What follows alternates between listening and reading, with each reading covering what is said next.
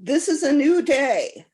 This is a day full of sound, light, and expectation. This day has been waiting for you. This day has been waiting specially for you, to embrace you, to guide you.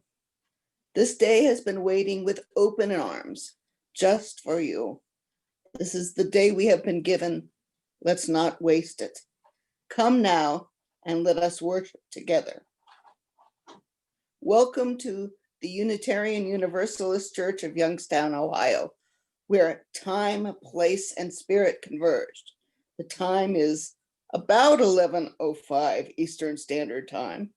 The place, 1105 Elm Street, the ancestral land of the Erie and Osage tribes, and the spirits are those who are gathered here on the church's Zoom platform.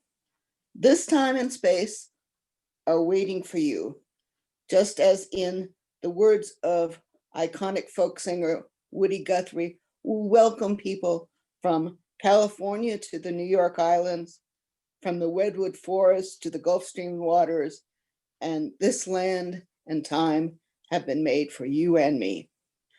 I have 3 announcements for today, and you're welcome to write your additional announcements in the chat box during the service.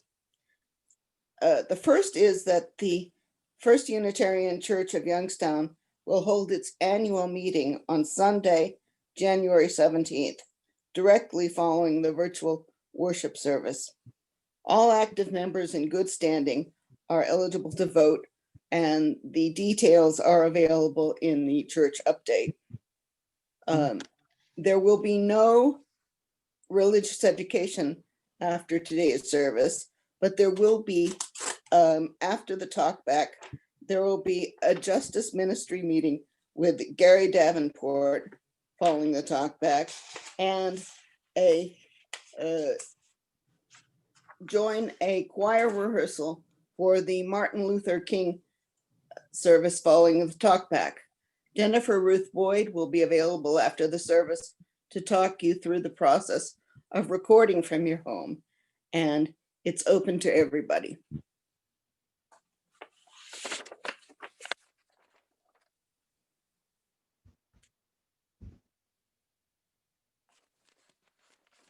With our way of life yanked out of our hands abruptly 8.5 months ago, what do we have now?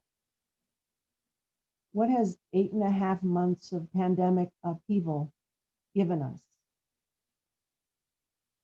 Time to see, time to hear, time to feel adversity. We light this chalice for what we have become. We light this Unitarian Universalist flame for the awareness we have gained. We light this chalice of justice for the 3 whose lives were stolen by hate. Hate that stopped George Floyd's breath and life at 46. A bullet of hate shot into an outside apartment wall intentionally that ended the life of Breonna Taylor at 26.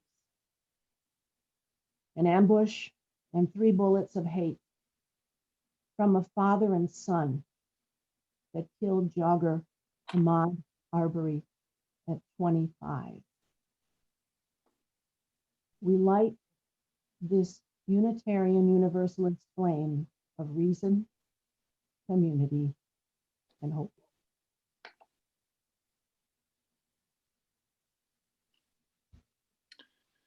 Good morning. I wish everybody a happy, healthy, and hopeful new year.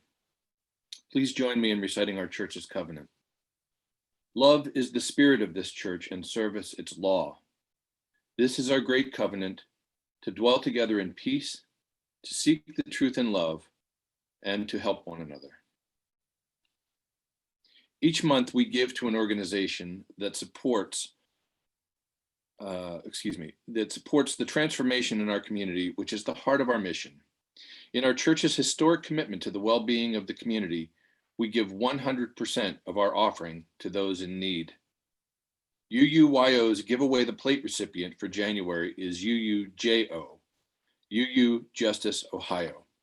They are a group of clergy and lay leaders throughout Ohio offering congregations access to advocacy, training, and action around issues of social equity and equality.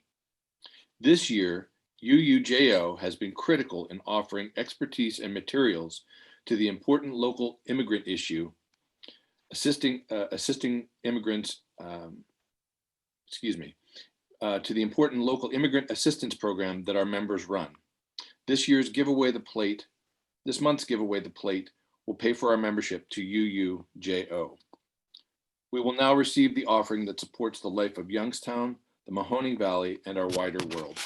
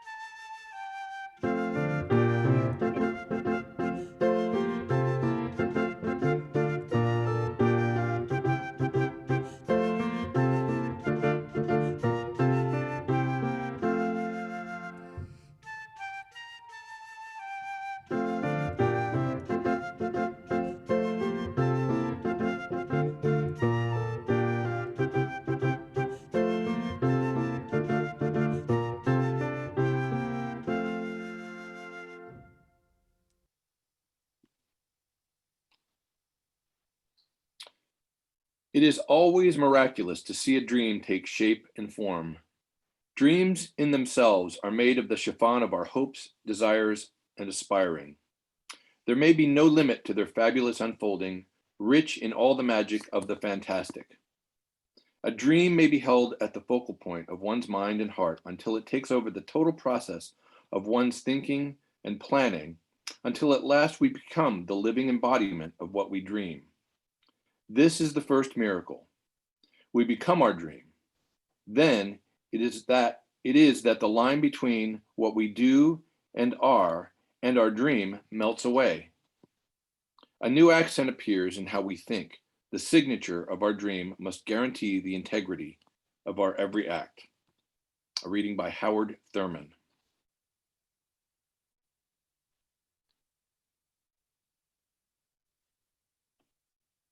Please join me in silent meditation.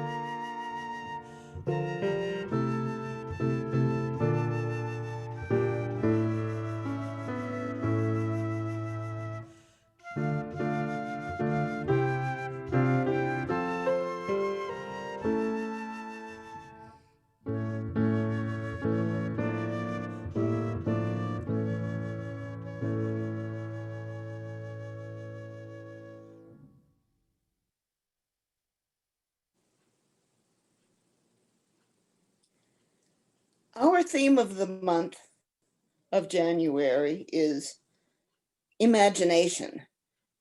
Therefore, I titled my remarks, Reimagining Ourselves into the New Year. In the process of association for the month of January, I looked to the titular source, who is the god Janus, who is the god of beginnings, gates, transitions, time, duality, doorways, passages, frames, and endings. He is usually depicted as having two faces, since he looks to the past and to the future. This is our perspective for today. The past is lived reality, where future lies in the realm of the imagination.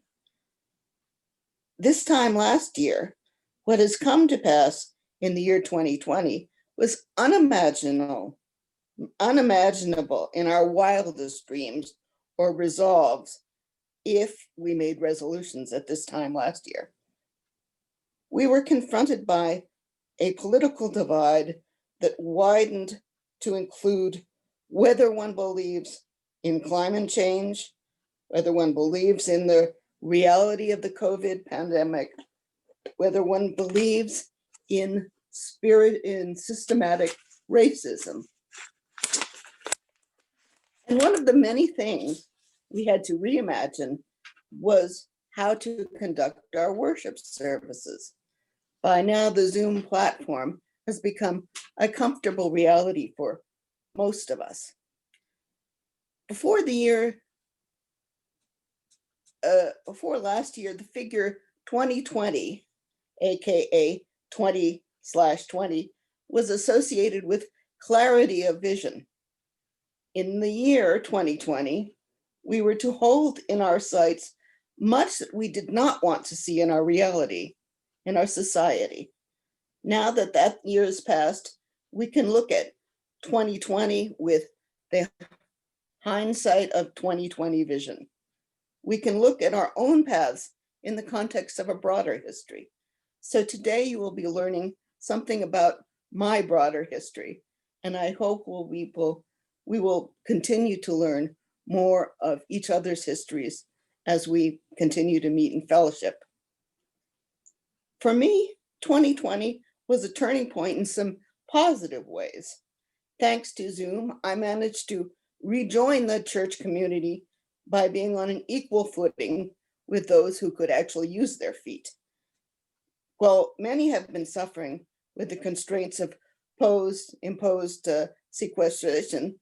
For me, for the last several years, I've been practicing various forms of social isolation due to the fact that I have entered the stage of my multiple sclerosis considered bedbound. This coincided with my retirement from the faculty of YSU and some consequential foundering in the ways of giving my life a sense of purpose and meaning. Thanks to the services of friends and health aides, I continue to attend external events, in some cases, adult classes online, and had considerable time for introspection. This led to the writing of an application to the North Central East region of the UUA Commissioned Lay Leadership Program, or CLM. Finally, in October of this past year, I was formally admitted. And I have described the CLM program as similar to a master's degree program with reading, study, service activities, and a variety of mentors, but a DY program in course construction. You may recall that Gary Davenport completed recently his CLM program. His was in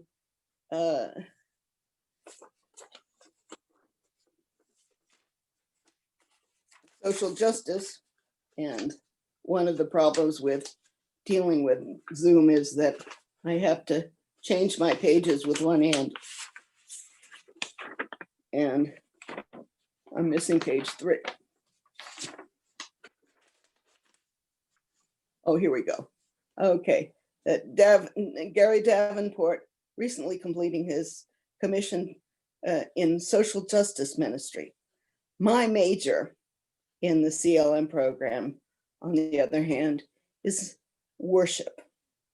So now the question I shall be asking myself seriously in the coming months and years is, what does it mean to worship?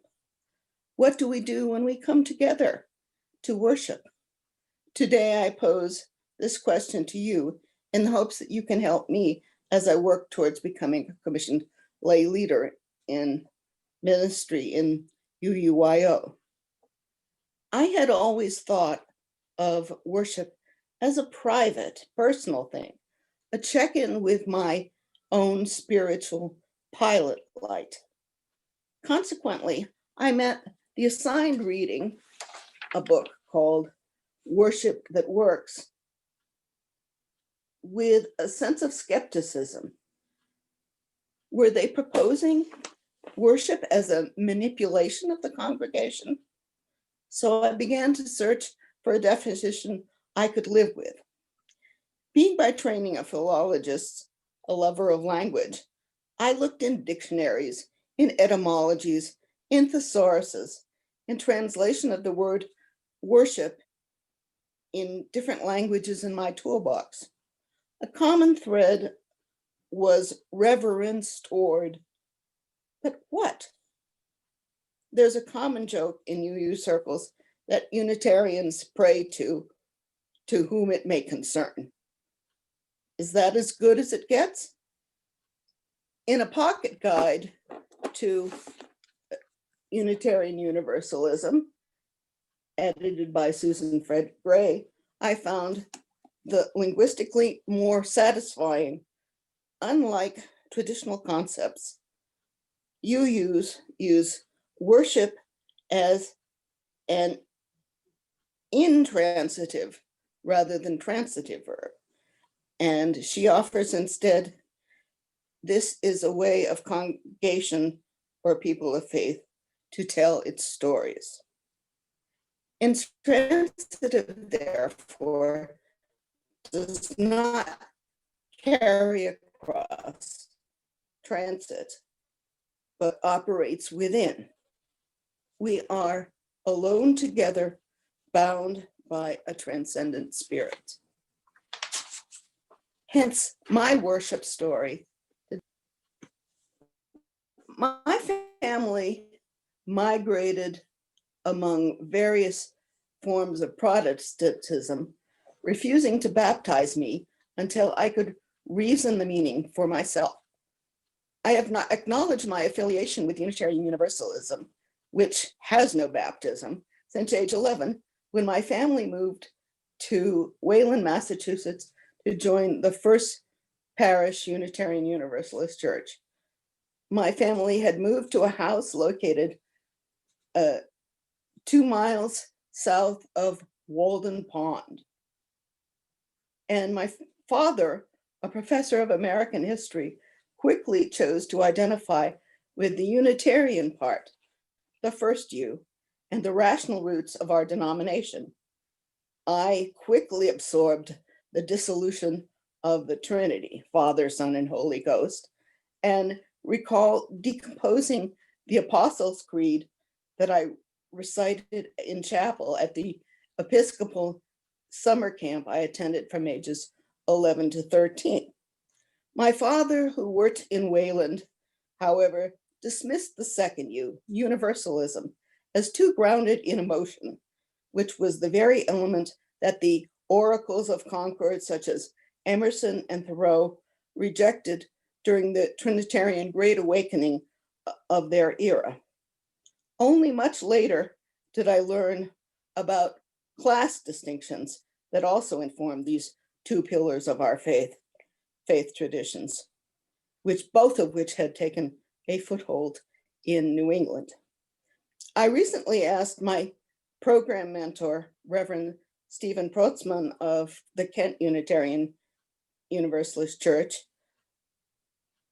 who was a born and raised Midwesterner, what he saw as the differences between UUs of New England and the Midwest. He answered with an anecdote, which I rephrase as follows. New Englanders, in rejecting the Trinity, hold that belief in Christ is optional.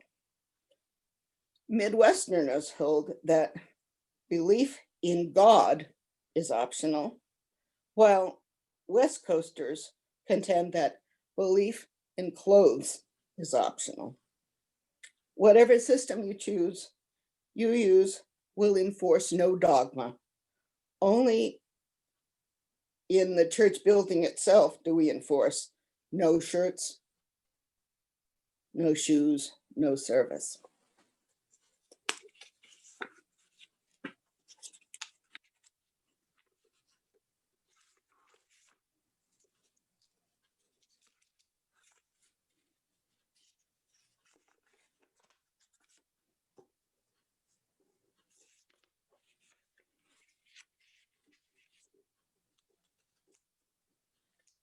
Yeah.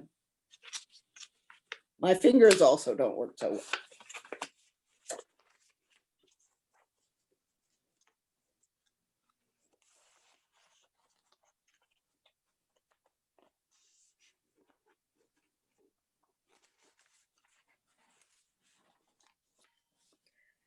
On in my history,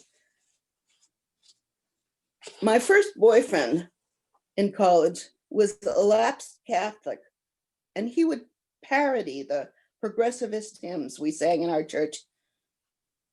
Mankind is marching onward. While I myself never accepted the idea of hell, I also had my doubts about progress and the perfectibility of the human spirit, which were Enlightenment ideas, and my subsequent studies in Russian language, culture, Russian literature, as well as my lived experience in the Soviet Union of the Cold War, deepened this ambivalence. My adult years have been spent meandering among faith traditions. My decision to accept a job at Youngstown State University in 1986 was at least in part influenced by my discovery of the UU Church prominently located near the university. When I signed the book as an official member in 1988, as I walked back down the center aisle in the church, then Reverend Steve Bell remarked, "Joining a church is one of the most significant commitments one can make in one's adult life." I thought, uh-oh, what have I gotten into? For most of my membership life in UUYO, I have been involved in the planning of worship services, either as a co-chair of the so-called then alternative or alternate services committee, later Sunday services committee, which planned the summer services and the one Sunday per month that the minister was not in the pulpit. Today, those meetings are called the Worship Associates meeting, and we invite all to attend. We begin by tossing around ideas we associate with the theme of the month, which, as I said before, is imagination. I shared the reading from Howard Thurman today as an appropriate thought stimulator with Reverend Joseph Boyd when it came to planning ideas for the service. And I found this reading in my first light meditations that I received as a result of having learned about them at my attendance at UU General Assembly this past summer. I read it again because I think it's worth hearing again. It is always miraculous to see a dream take shape and form. Dreams are themselves made of the chiffon of hopes, desires, and imaginings. There is no limit to their fabulous unfolding, rich in all the magic of the fantastic. As we awake from the dream, a new accent appears in how we think, and the signatures of our dreams must guide us and guarantee the integrity of our spirit. Which brings me back to my opening questions. How can we imagine ourselves into 2021? For this, we offer our prayers, and so does my cat. Mine today is dictated by a contemporary theologian more familiar to us in song. So please pray with me and with Tulip. Spirit within us and without us, imagine there is no heaven. It's easy if you try. No hell below us, above us only sky. Imagine all the people living for today. Imagine there's no country. It isn't hard to do. Nothing to kill or die for, and no religion too. Imagine all the people living life in peace. Imagine no possessions. I wonder if you can. No need for greed or hunger, a brotherhood of man, imagine all the people sharing all the world. You'll say I am a dreamer, but I'm not the only one. I hope someday you'll join us and the world will be as one. So be it. Amen.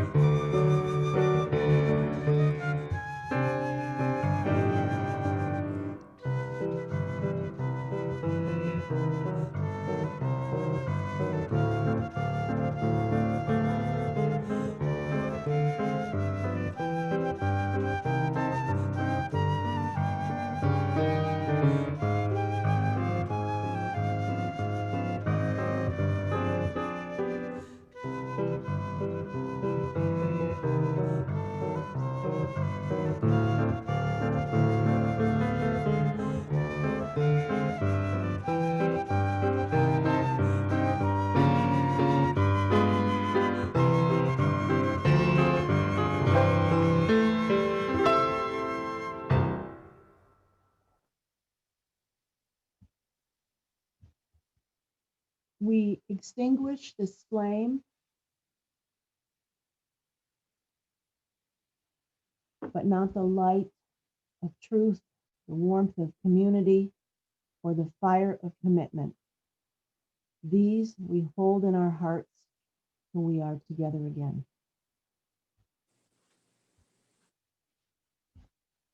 Well, it's time for a talk back. And I'm not sure this worship service worked for you, but we're working on it. And I welcome your remarks. Actually, if you want to do the benefit. Okay. Okay, sorry. Okay. As you depart, remember the one great truth: you are loved and never truly alone.